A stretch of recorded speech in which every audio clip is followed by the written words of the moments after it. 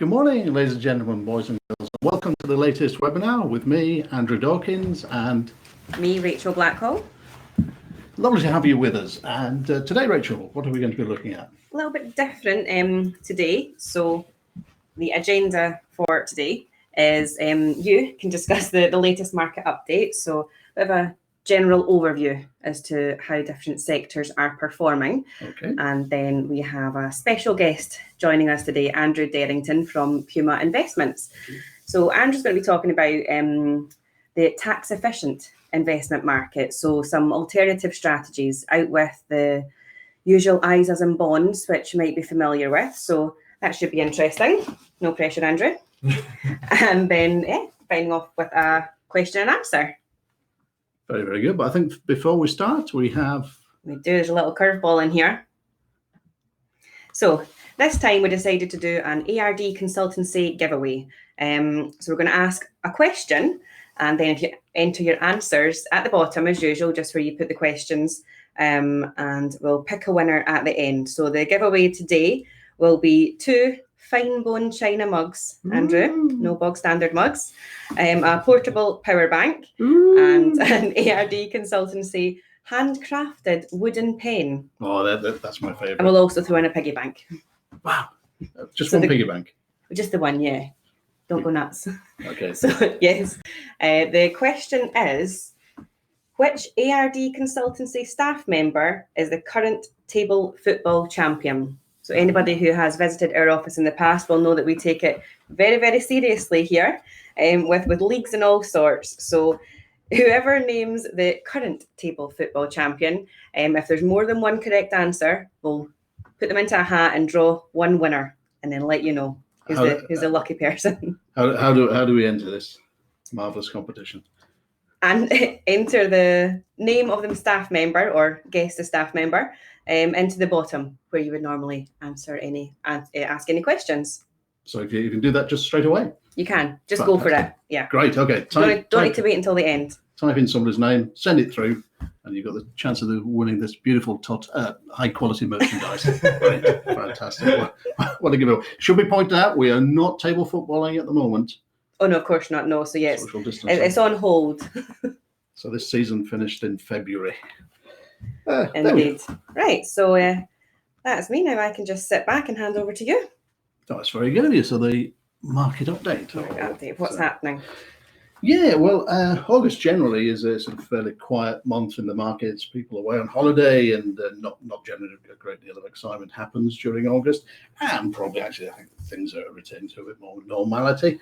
All the portfolios that we run are showing positive annual returns. So that's the first time since we started these webinars where all the portfolios, all 6 of them, are all up over the year, and showing good signs of growth just at the moment.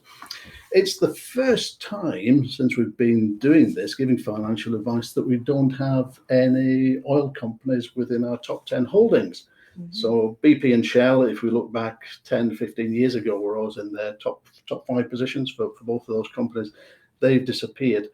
Probably a longer term trend really than what's happening recently with the COVID. Perhaps there's less demand for the likes of the petroleum companies, and I know BP and Shell are probably looking to diversify and getting into alternate energy sources, but just at the moment, those 2 companies outside the top 10, which is the first time we've ever seen that in all the 122 years of doing this. There we go. Positive month for most of the funds that we hold. This time, the only one probably showing a reduction in value over the month is global bonds. Probably really the reason for that is because of the supply of cheap money. So a lot of rejigging of finances was done in the last sort of couple of months, and things are calming down in that market at the moment. Do you want to have a guess, Rachel, as to what the top performing fund has been in the last month with us? What sector? Go, just have a guess. Oh, I wasn't prepared for that. In the last month. Yeah. To give you an idea, last month's best performer was smaller UK companies. So this month it's not that sector, but it is UK equities. Larger UK equities, yeah. There we Spot go. on. I'll tell you. Phew. Well done. we'll have to work out what prize you get. Keep your job. There we are, with just under 5% positive return for two of our major UK equity funds. So they've done very, very well. In terms of the old ongoing issue, Groundhog Day, with regard to the UK property funds, so a number of you will be invested within the property sector, commercial property that is, not residential property. These funds, majority of them still closed for business. I think it's getting to the point now where we can't really understand why they are continuing to be closed. Initially, it was because they couldn't get the physical valuations carried out. Now they're saying it's because they're renegotiating tenancy leases, etc., and they're having to put on new values with the post-COVID world. But I think it does mean that probably we're going to have a good look at the property holdings going forward, and whether we continue to invest in them, because it does make changing portfolios a bit more difficult when we've got one fund closed. And just to reiterate, the fund hasn't crashed away to zero. They're still open for valuations, but they're just not able to be invested in, and we're not able to take money out. Property, the portfolio construction at the moment, the highest percentage rate we've got in property is around about 6% of portfolio. So not a huge amount of people's wealth within that, but nonetheless, it is a bit irritating that that's continued to be the case. And once again, it's like we've been saying for the last few months, the issues that continue to cause us excitement. Coronavirus, so until there's a cure, I would imagine for that's going to still continue to worry the markets. US trade tensions with China in particular, South Sea tensions, and also the EU. These are ongoing and have been since really October 2018, when Mr. Trump decided that he would go on the offensive to try and win votes. And with the elections coming up in America in November, that's probably going to continue. We've got Brexit, which is still going on. I think now we've got to get a result by next month at the latest to get it through the European parliaments, etc. So there's a bit of pressure on there. But all these things add to volatility. So in other words, markets will rise and fall as the situations unravel. And the volatility is the bit that we love, because that's where the long-term profits are made. So yeah, Donald Trump, fantastic. Boris, fantastic. Brexit, fantastic. COVID, horrible, obviously. But in terms of making money for people, it is an opportunity. So long-term, we're very excited about the returns that will be delivered. And continue to sort of stay tuned, I think, is the message. I have been saying, looking at the portfolios as a whole, looking to hopefully make some changes. It surely can't be too much longer before the property fund opens, and we'll do our usual overview of all of the funds. And if we do recommend any changes, we're thinking about putting on an ad hoc webinar just for that, to hopefully try and explain in a bit more detail the changes that we will recommend and why, if there are any at all. So keep your eyes peeled for that one. Yes, that'll probably be happening hopefully in the next month. Hope so. Right, well, thank you for that. And now over to Andrew Derrington. Great stuff. Thank you ever so much, Rachel and Andrew. And thank you for tuning into this, guys. Huge thank you to Andrew for letting me come and do this for you. My name is Andrew Derrington. I am a business development manager for a company called Puma Investments. We are a tax efficient investment specialist. Despite how I sound, I believe it or not do live up in the middle of Scotland. I look after all of our sort of business in Scotland and Northern Ireland and down to the northeast of England. I'm an accountant and tax advisor for my sins. So well, as dull as that might sound, it's quite helpful when you are sort of talking to people about tax efficient investments. I must say, there's lots of reasons to be excited about doing this. The first one undoubtedly is this is the first time I've actually sort of seen a client advisor face to face since the middle of March. So that's really exciting. And eventually, when you'll see me in a minute, I am wearing a shirt and tie for the first time in 6 months, and thankfully it fitted, which was a huge surprise. But that was that was great. Exactly, absolutely. Yeah, you're just going to see my face, not underneath. You're not going to see anything. Right, let's carry on.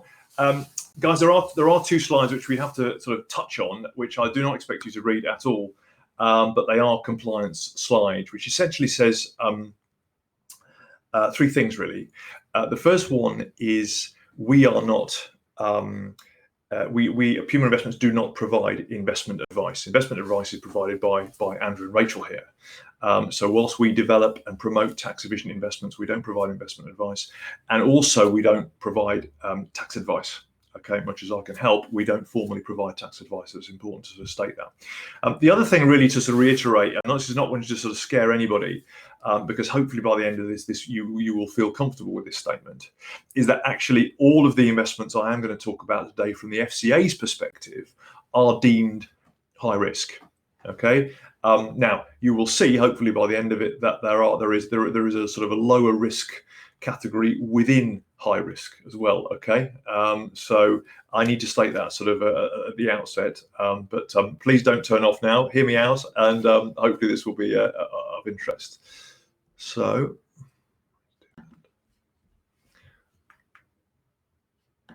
let's go on to the first section. So really the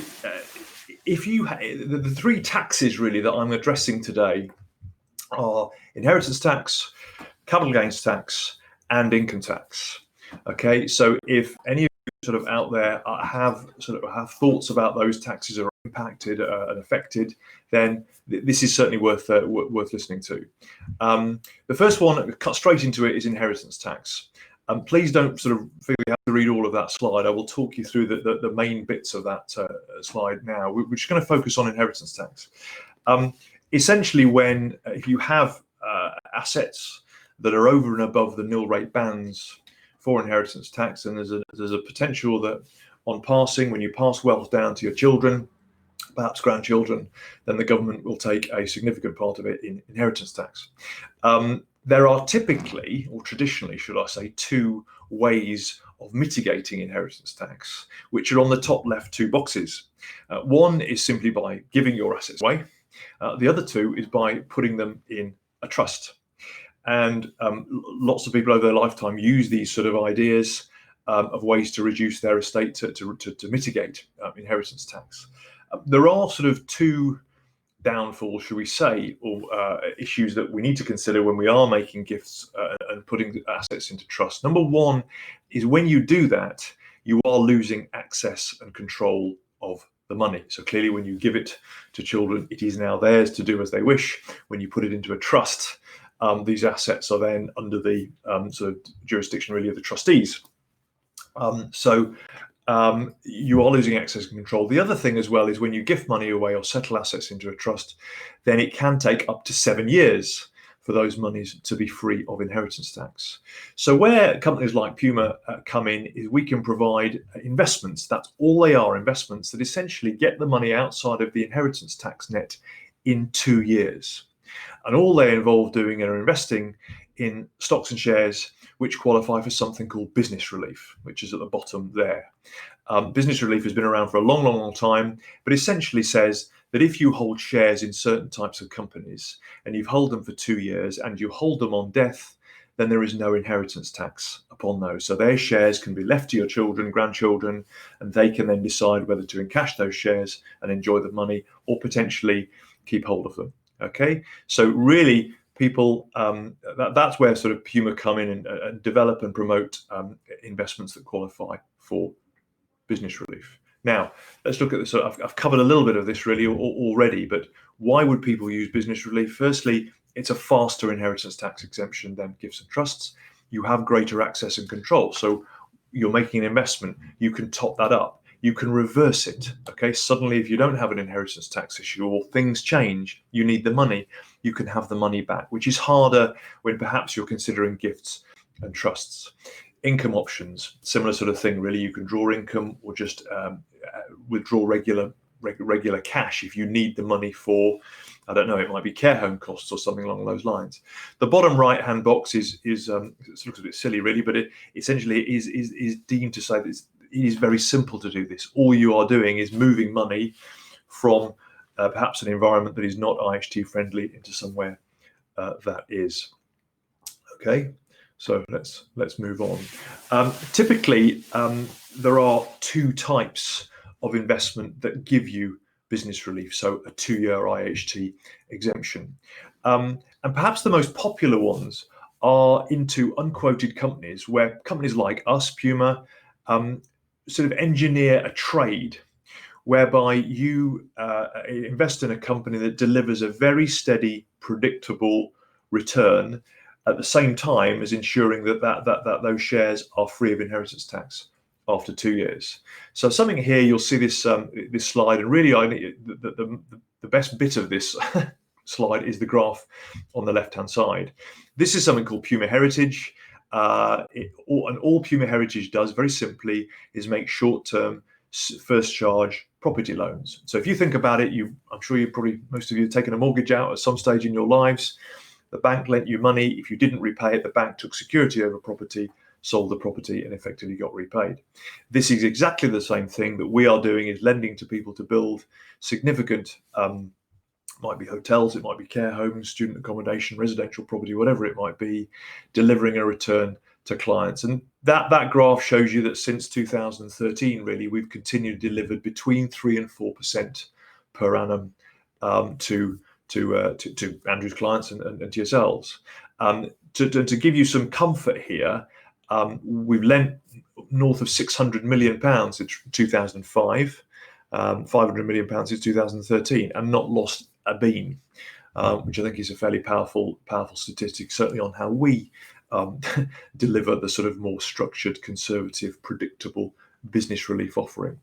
Alternatively to this sort of investment, you can invest in a portfolio of stocks listed on the alternative investment market, the AIM market, if you like, which is an index for companies a little bit smaller than the main markets, but still very sizable companies. We're talking 300 to sort of 500 billion pound market cap companies. So are some substantial companies. Yes, there's some smaller ones, but we tend to focus on the larger ones. And essentially, what you can do is you can invest in a portfolio of those companies, and the same inheritance tax relief is offered to them. After 2 years, those shares effectively are free of IHT, but of course you still benefit from the return of those AIM stocks. Now, potentially with AIM stocks, the return on those can be higher than the 3 to 4% I mentioned earlier, but it is much more of a market return, so far more volatile, certainly that graph that you can see on the left-hand side there. And things like, obviously COVID have affected that portfolio hugely. But it's gone up and down since we started it 6 years ago, and the per annum performance is around about 5 to 6% growth. Okay, but that builds in all of the bumps and the bumps that we've sort of recently had. So 2 year. The thing with AIM that may well be helpful for some of you is you can include AIM stocks in your ISAs. So some of you might well have built up substantial ISA pots over the years, and essentially you can keep those ISAs, replace what's in there with AIM listed stocks, okay, and effectively take the ISA out of the inheritance tax net after 2 years. So again, quite powerful. Okay, typical clients that come into this sort of thing are perhaps people in their 70s, 80s who are looking for that control but 2 year IHT freedom, but also people who've sold businesses. So you happen to run your own business, then it's probably IHT free already, but you might sell it. And if you sell it and come into one of these offerings, and if you do that within 3 years of selling your business, then you get that IHT relief straight back. Okay, so quite powerful things there. And to me, whilst we're sort of really talking about 3 tax efficient investments today, if it's just inheritance tax that you're focused on, then one of those 2 may well be an option to talk to Andrew about, other than the usual gifts and trusts. Okay, now let's move on to another part of the tax efficient world, which is called Eis and Vct. And you might be wondering, what on earth do they stand for? EIS is simply Enterprise Investment Scheme, and VCT stands for Venture Capital Trust. Now, essentially, these investments are the same. They invest in similar sorts of companies, the same size companies, but they offer different tax relief. So depending on your profile and what is important to you, maybe EIS is more relevant to you, or maybe VCT is more relevant for you. Okay, essentially all you're doing here, guys, is investing into a portfolio of smaller companies, smaller than those AIM companies mentioned, and certainly smaller than Puma Heritage. And when I say small, I mean coming into companies where the value is perhaps no more than £15 million when you first invest, to give you a feel of that. You can invest in companies that have been, that you have to invest in the first 7 years of the life of those companies, and they can have no more than 250 employees. Okay. Now, lots of people do this differently. You might come into a portfolio of startup companies. Obviously, they qualify for Eis and Vct, they meet the requirements. And you might make a fantastic return. You might find it as another Facebook, but you might not. Lots of companies can fail quite early. But equally, the way we, Puma, do it is tended to come into later stage companies. So you could still invest in a company that has started to trade, making profits, perhaps even worth £10 million, been trading for 5 years, and have 100 employees. That doesn't quite feel like a startup. That feels slightly more established. So what we're trying to do here is get you an investment return by investing in a portfolio of smaller companies, and also deliver you some tax reliefs, which we'll look at now. So if we just go straight into EIS, what tax reliefs do these give you? And really, I just want you to focus on 3 of them. The top left one is undoubtedly the most sort of popular and perhaps well-known tax relief, is that if you invest, let's just say £100 into a company qualifying for EIS, then the government will pay you up to £30 back in income tax that you have suffered. Okay, it doesn't matter what rate of income tax, it doesn't matter what income it was, they will simply pay you up to £30. So if you've incurred £30 of income, they'll pay you that back. So really the net cost of coming into this is £70. Okay, that can be current year income tax or even prior year income tax. The other the other sort of benefit of EIS is that the same tax relief that I talked about earlier for heritage and AIM equally applies to EIS. Okay, so we get that IHT relief as well. The other benefit of EIS is where we can generate 100% CGT deferral. So if you've sold an asset in the last 2 years, really, then by investing in EIS companies, we can defer the capital gains. So get that capital gains tax back for you. Okay, it's only deferred for sort of typically up to 5 to 6 years, which is how long you're in the EIS, but can be quite powerful. The clients coming into EIS tend to want a combination of IHT and income tax, or they've sold an asset, might be a share portfolio, a second property, something along those lines. Okay, tax-free growth on EIS. And if the companies fail, which is important, then you do get loss relief. So if you invested 100 and got 30 back, so your net outlay is 7, and perhaps the company ultimately sold for 3, then you have a loss of £4,000, which you can offset against your income tax. Okay, your income, and get tax relief on that. VTT is really very similar. Not wishing to complicate this, but the same 30% tax relief applies for VCT. Okay, so people who can't do any more into a pension or whatever else it might be, looking for that income tax relief, again, a VCT would work. The benefit of a VCT is that top right box, is the tax-free dividends. So over the period that you hold this, which is typically, again, 5 to 6 years, the government, the underlying companies may well pay a dividend to you fairly regularly, which is tax-free. So that might top up your income. Okay, that's the only tax relief. So the income tax relief and the dividends on a VCT. EIS a little bit more complicated. So we're just going to have a look at a couple of slides here, which talk about some planning opportunities and the sorts of clients that perhaps come into this. So hopefully 1 or 2 of you might fit into this category. And there's a lot of overlap here, so please forgive me. With EIS, and the same applies with VCT, if you own your own business, then you may well take monies out of that business, a small salary, a dividend perhaps, and of course there's income tax there. So you could use EIS or VCT to reduce that income tax liability.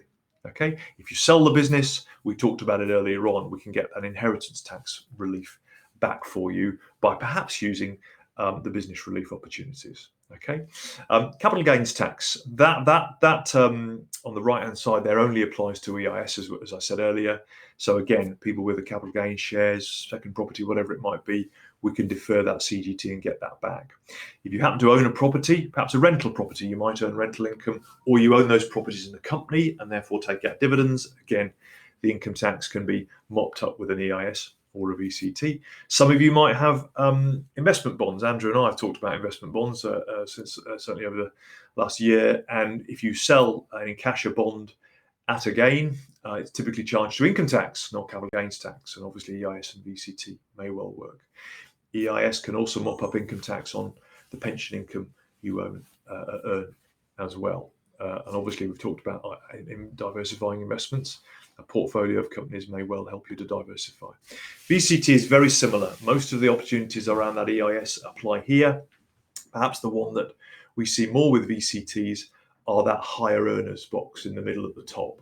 So I tend to think if you are a younger person, when I say younger, perhaps, I don't know, 40s, 50s, 60s, and it's just income tax that you're looking for, then I would probably lean towards a venture capital trust. You get the quicker tax relief, but your income tax relief, and you also get those tax-free dividends. If perhaps older, then income tax and inheritance tax might be important, then perhaps EIS may well be much more of an opportunity for you. Okay, here's just a very quick an example of one of the companies that we have within our EIS and our VCT portfolio. I'm very pleased to say Andrew has a client who is exposed to this company, which is called Lecole. They make high-performance cycling apparel. And we invested them when they were pretty well established. I think we were 4 or 5 years old when we invested. You can see we invested sort of 2 to 3 million. And that company is performing incredibly well. COVID, to an extent, has probably helped, actually. People have been at home a bit more and bought even more cycling gear than perhaps they would have done before. But that is performing very well. So an example, really, of a very well-established business that still qualifies for EIS and VCT reliefs. So just to really summarise the reliefs, the various offerings there, EIS, VCT, and then business relief with the heritage estate planning service giving you 3%, AIM potential perhaps more, but with a bit more volatility. Okay. The key point today was really to talk about the offerings and how this sort of planning might work for you. Just to give you a bit of a feel, I've worked with Andrew and Rachel for a year now. Puma are part of a much bigger group called the Shore Capital Group. We've been around since 1985. Stockbroker and corporate finance house originally, but been in the tax efficient area since 2005. Won a number of awards, which is all very helpful at the bottom there. And the 3 sort of boxes show you perhaps what we specialise in. Growth funding being that smaller company investing, property finance in the middle being much more the Puma heritage property lending service, quoted equities being very much the AIM service, investing in those AIM portfolios. So that's a very sort of potted, very swift run through of perhaps our world, and I hope that's of help. Excellent. Well, normally we would sort of pause it and see if there's any questions from clients, but first of all, there's a few things that sprung to my mind when you were talking through there. So, like I say, you sort of split this into a couple of different categories. At the start, we were touching on inheritance tax. Yep. And you did mention, obviously, that these strategies are classed as high risk. We often find that IHT isn't something that clients tend to think about until later in life. So often, again, they'll be somewhat more risk averse than younger people. So how do you find that this fits together for those people who have a lower attitude to risk? No, it is a challenge. I mean, as we said at the start, these are classified as high risk investments. I think the FCA, so the body that governs my world and Andrew's world, really have been quite helpful here. In that, what they've said is they would rather that advisors don't just put clients in investments that match their risk appetite. So if you have clients who are of medium risk, they don't really want to see you put the client in investments that are all medium, perhaps to low risk. What they really want you to see is to consider clients' objectives. Yeah. So if a client comes to you or Andrew and says, actually, one of my key objectives here is inheritance tax planning, then your job is obviously to say, well, listen, we'll look at what we can do here, and maybe gifts and trusts don't work in your personal circumstances, but in order to achieve what you want to achieve, we are going to have to look at something that is high risk. Obviously, make the client completely aware of that, and if they're comfortable with that, then fine. So the FCA want you to consider objectives, and if IHT is a big one, then they're very happy for you to sort of consider these sorts of things. The other thing, of course, which I think is perhaps more relevant with the Eis and Vct, is it will probably only constitute a small part of a client's portfolio. So when you Yes. add everything in together, you're probably okay. With IHT, it's difficult sometimes because you might have a big IHT Yes. issue, and therefore it might have to constitute a substantial part of somebody's assets. But that's another way of achieving this. The government have been talking about changes to IHT, which didn't happen in the last budget. Yeah. What's your thoughts? You're right. We all thought there was going to be lots of changes in March, and then something else happened. So it's interesting. I think there will be changes when the next budget comes around. But what we've seen from a body called the Office for Tax Simplification, they've been sort of driving perhaps proposed changes to IHT over the last 2 years. And what they're driving at really is to make the tax world simpler. And make the inheritance tax world simpler. What it tends to be is that the government look at different taxes every now and again. It's almost a sort of little circle, and they sort of, now is the term of inheritance tax. So everybody's very excited and very worried that things are going to be looked at and changed dramatically. I don't think they will be. I think what will happen is that they are looking to make some of the rules easier around IHT. So they've talked about making the rules around gifting easier. They've certainly made indications that they need to make the rules around the main resident nil rate band a lot simpler to understand. One of the other key thing that the government are driving at with these changes is really to make the administration of IHT a lot simpler. Right. That's the key thing. Now, often what happens is when they change rules around IHT, like rules around gifting, it can have an indirect effect on our world, of course. But certainly we've not seen any comments that they're looking to dramatically change the rules around business relief and AIM and everything else that I've talked about today. Great. Going on to the Eis Vct side of things, like I say, they do sort of have a lot of crossovers. Yeah. And you briefly touched on the loss relief because there are a chance of companies failing. Yeah, sure. Do you know the sort of failure rates that we're looking at, or how do Puma go about mitigating that risk? Yeah, there are two types of provider, if you like, who do Eis and Vct. There are providers who very much focus on the startup area, and that's fine. Perhaps looking for a superstar to arrive. What you tend to find is that companies fail within the first 2 years of if they're going to fail, they tend to fail quite early. Yes. Because they can't raise the funding, or something goes wrong and then the market doesn't go with them, so they tend to fail. What we've always done is tend to try and do Eis and Vct in as low a risk way as possible. We obviously still have to adhere to the growth mandate of the government, and that's absolutely right.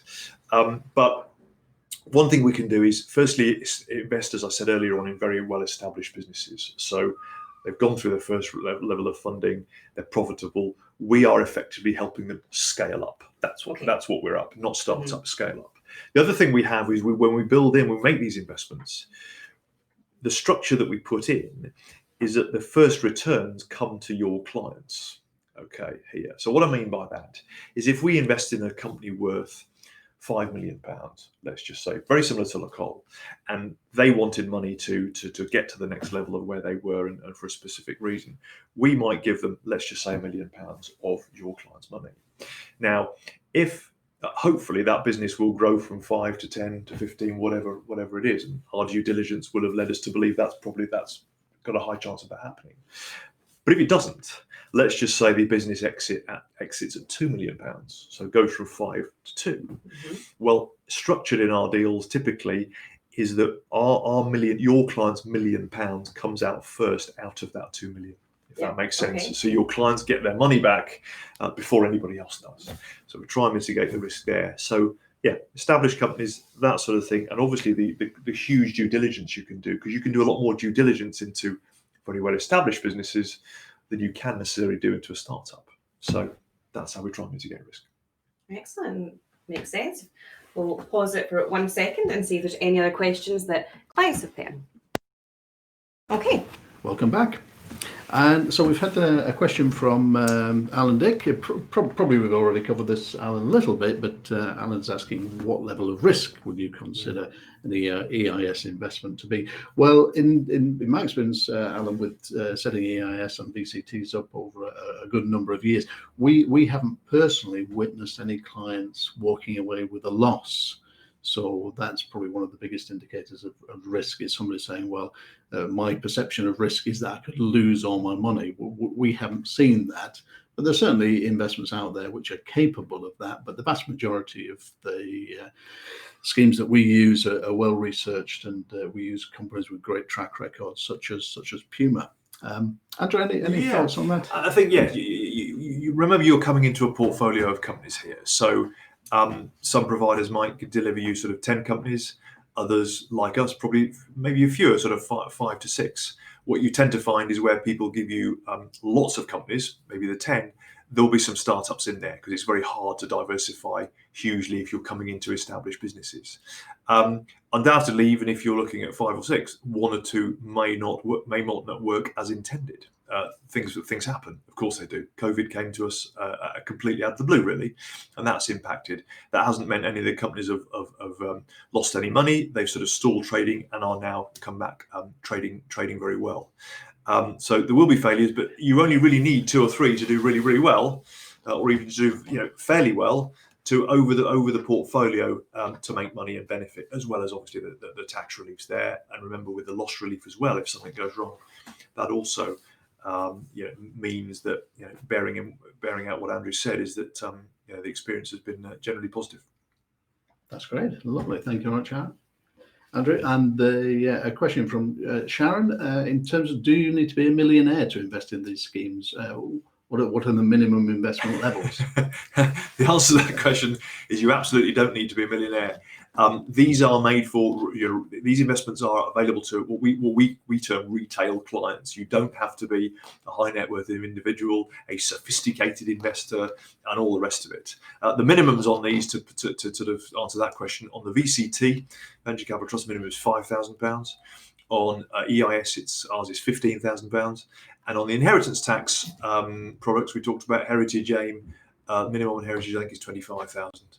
AIM 20,000, in line with the ISA rate. So hopefully that shows that no, you don't have to be a millionaire to look to look at these things. Excellent. Okay. There's one more in. Question in from Marion Lewis. Yep. What is likely to happen to house prices in England in the next 6 months? Which Andrew's going to answer this one. I'm not probably. Well, go on. I'm not best placed to answer the actual what will happen to house prices. Yeah, well, I think generally what's probably the housing market falls into different sectors. The first time buyer market is probably a little bit suppressed at the moment, because of the fact that the lenders are a lot more restricted in terms of the amount of deposit that's needed and who they're lending to. So a number of people perhaps been affected by furlough schemes or reduced hours, reduced wages, etc. So that's perhaps suppressing the first time buyer market. For generally, in terms of the COVID and Brexit, you do hear these stories at the high end of the market, properties £1 million plus. There may be reduced demand as people see alternate ways of spending money, or indeed relocated from other countries into the UK. That market is a specialist market, but really for the vast majority of people, I think what we've got is we've got 60 odd million people living in a very small land area, and property is at a premium anyway for space. So generally, when people talk about the Brexit referendum, the elections in the past, etc., the markets are going to fall and tumble and all this lot, and what happens is the property really sort of, apart from the great crash of 2008-9, maintains its value. It's probably not racing away in terms of the growth that we saw in the early 2000s and the 1990s, but we're probably not going to see a huge degree of difference in valuations, apart from those areas that perhaps been badly affected. It's probably the northeast of England and other areas that perhaps are experiencing large rates of unemployment. For those areas, location are the key. They're probably say is a reasonably good and safe bet. But if we're looking to buy property for an investment to rent out, then please don't. I think is the message from us over the years. The tax person, the tax man, the tax woman has got their claws into that sort of sector, and it's not an area that makes profit for many people. So yeah, I think that's my pontification. Excellent. Andrew, anything to add on that? Not really. I mean, as part of our sort of inheritance tax product, Puma Heritage, we lend money to build things, and some of those can be residential property. And we're actually seeing quite a huge amount, a lot of demand for that now. So people are asking, developers are coming to us and saying we'd like some money to help develop out residential schemes. A number up here is one up in Aberdeen that we're doing right now. So based on that, there's clearly demand for the housing. Developers seem to be, everybody's back at work. All the construction sites are open and everything else. I obviously agree with Andrew. I think generally holding up. Excellent. Well, moving on to the giveaway. I've had a quick look through the comments, and whilst I think I can speak for Andrew as well here. Appreciate the vote of confidence, but it's actually neither myself or Andrew. It's not a sore subject in the office at all. No. The current champion is indeed Daniel Baveluk. With only one vote, I can tell you right now that the winners are Julie and Ian. So we will be in touch to deliver your prize. Who'd have thought it? Okay. Oh, that's been super. Thank you very much to Andrew for coming especially to see us this morning. Thank you. It's lovely to Thank have you very much. visitor with us, and it's been very good to have you, and thank you very much for taking your time. Thank you as well for everybody for viewing and joining us. The next webinar will hopefully be, it will be next month. It will indeed, yes. As usual, be in touch to confirm the date.